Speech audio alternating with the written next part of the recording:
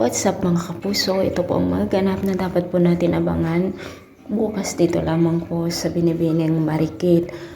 Malaki nga ang pagtitiwala ni Ikit dito sa Victor na akala niyang afam nakachat niya at patuloy nga ang panluloko ni na Angela at ang kanyang kaibigan dito kay Ikit dahil nga kaibigan ni Angela ang lalaking nagpapanggap na si Victor at sinubukan nga ng magkaibigan na hut-hutan ng pera, umutang kunwari dito kay Ikit ng 150,000 at gagawa nga itong si Ikit ng paraan upang sa ganon ay mabigyan ng 150,000 itong si Victor nang akala niya ay afam.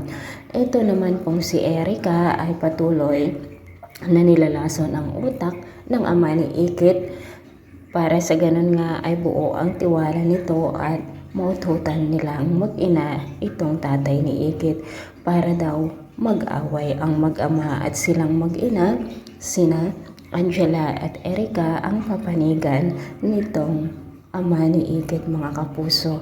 Lalo pang malaman ang ama ni Ikit na bibigyan nga niya ng 150,000 itong si Victor, siguradong magagalit ang kanyang ama, lalo pa tutol na tutol ang kanyang ama dito sa pagkikipag-chat niya sa Victor na iyon.